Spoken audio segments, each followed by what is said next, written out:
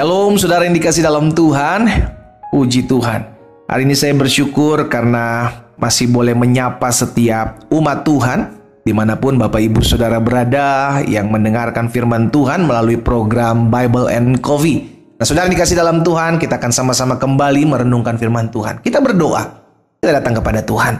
Bapak Surgawi, kami berterima kasih Tuhan buat setiap hal yang Tuhan sudah nyatakan dalam kehidupan kami. Kami bersyukur karena setiap kali kami mendengarkan firman Tuhan, ada sesuatu yang Tuhan akan sampaikan bagi kami. Demikian pula hari ini kami membuka hati kami untuk firman-Mu. Sampaikan sesuatu bagi kami ya Roh Kudus. Di dalam nama Tuhan Yesus Kristus kami berdoa. Haleluya. Amin. Amin. Puji Tuhan.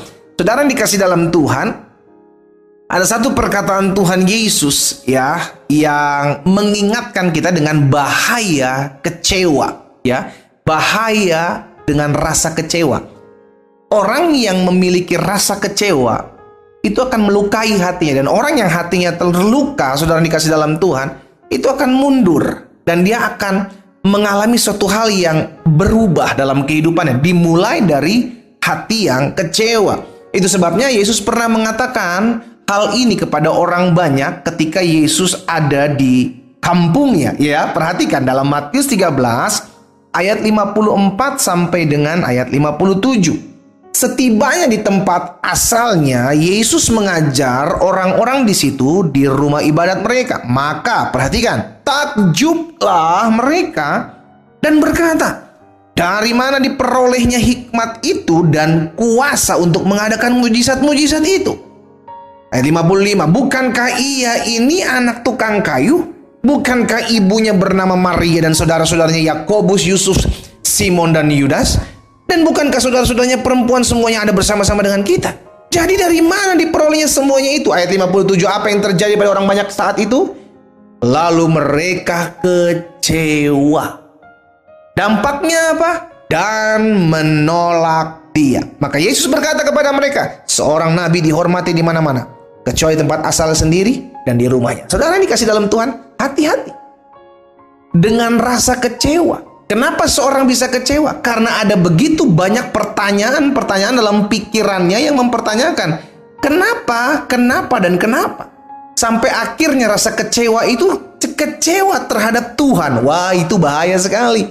Kecewa terhadap manusia aja berbahaya, apalagi kecewa terhadap Tuhan. Yang akhirnya ujung-ujungnya berkata, wah ternyata dia bukan Tuhan. Akhirnya dampaknya apa? Pergi dia meninggalkan Tuhan.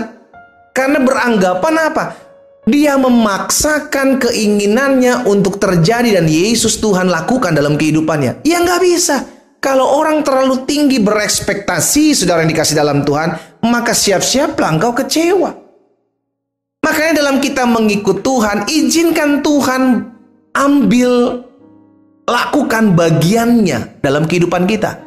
Jangan kita yang memaksakan keinginan kita untuk dimasukkan dalam proyeknya Tuhan, dalam pekerjaannya Tuhan. Jangan. Izinkan karya Tuhan kita jalani dalam kehidupan kita, saudara yang dikasih dalam Tuhan. Kenapa orang banyak pada saat itu kecewa? Karena mereka tahu, oh ternyata Yesus ini punya saudara-saudara, orang tuanya seperti ini. Padahal sebelumnya, kalau saudara lihat di ayat 54, mereka takjub. Mereka takjub. Mereka akhirnya bertanya-tanya, dari mana diperolehnya hikmat itu? Dari mana diperolehnya kuasa mengadakan mujizat-mujizat itu? Akhirnya ketika mereka lihat, wah ini mah Yesus ini anak tukang kayu. Iya kan mamanya Maria, iya kan saudara-saudaranya bersama-sama dengan kita. Akhirnya mereka kecewa. Mereka menolak dia. Hati-hati dengan spirit kekecewaan. Ketika engkau mulai kecewa, kenapa seorang kecewa? Karena terlalu berekspektasi tinggi. Sehingga ketika engkau tidak mendapatkan apa yang engkau inginkan dari Tuhan, engkau mulai kecewa dan engkau mulai pergi meninggalkan dia dan menolak dia. Itu sebabnya Yesus memberikan pesan kepada murid-murid, juga kepada Yohanes Pembaptis yang pada saat itu di penjara. Dalam Matius 11 ayat yang ke-6. Berbahagialah orang yang tidak menjadi kecewa dan menolak aku. Kenapa kecewa selalu ditempel dengan kata menolak? Ya, saudara lihat. Kenapa kecewa selalu ditempel dengan kata menolak? Itu juga yang terjadi dalam Matius 13 ayat 57 tadi yang kita baca. Termasuk dalamnya Matius 11 ayat 6. Karena orang yang kecewa udah pasti akan mereject Tuhan. Dia kecewa dengan Tuhan. Itu sebabnya dia akan menolak Tuhan. Dia tidak lagi tertarik untuk menyembah Tuhan Yesus. Dia tidak lagi tertarik apalagi untuk beribadah ke gereja. Karena dia selalu berpikir, kalau dia Tuhan yang baik, kenapa hal-hal yang jahat terjadi menimpa hidup saya? Kalau dia Tuhan yang tolong saya, kenapa dia tidak tolong saya tepat pada waktu yang menurut saya itu adalah waktu yang terbaik? Saudara yang dikasih dalam Tuhan, seringkali kita memaksakan keinginan kita untuk Tuhan lakukan. Saudaraku, pastikan kau tahu dia Tuhan dan kita hamba. Kalau kita menempatkan diri kita pada tempat yang benar, kita sadar kalau dia Tuhan berarti dia yang atur hidup kita, bukan kita yang atur hidupnya Tuhan. Kalau begitu namanya orang Manado bilang so tabo bale. So kebalik gitu saudara. Iya kan? Udah kebalik. Jangan-jangan kita sedang mentuhankan diri kita terhadap Tuhan dengan ngatur-ngatur dia. Ujung-ujungnya kita bilang sama Tuhan, Tuhan kayaknya Tuhan gak becus deh. Udah Tuhan turun, saya naik aja ke atas. Waduh. Karena rasa kecewa dengan apa yang kau doakan belum terjawab sampai saat ini. Dengan rasa kecewa dengan keadaan yang tidak berubah sampai hari ini. Engkau mulai menolak dia. Hati-hati terhadap rasa kecewa. Kalau iblis tidak bisa, si jahat tidak bisa memberhentikan engkau dari pelayanan, maka dia mulai menaruh roh kekecewaan dalam hatimu. Hati-hati. Kalau dia tidak bisa memecahkan rumah tangga dalam kehidupan rumah tanggamu, maka dia mulai taruh roh kekecewaan di hati suami-suami, istri-istri, sehingga akhirnya pergi menolak pasangan. Kecewa itu bahaya. Berbahaya. Hati-hati dengan rasa kecewa. Ya, obatnya cuma satu. Obatnya cuma satu supaya engkau tidak kecewa. Obatnya cuma satu. Belajar berserah. Belajar berserah. Kalau engkau tahu hidupmu diatur oleh Tuhan, maka berserah. Tuhan, aku tidak tahu jalan ini seperti apa, tapi aku percaya jalanmu yang terbaik. Itulah berserah. Sehingga ketika apapun terjadi dalam hidupmu, tidak ada rasa kecewa.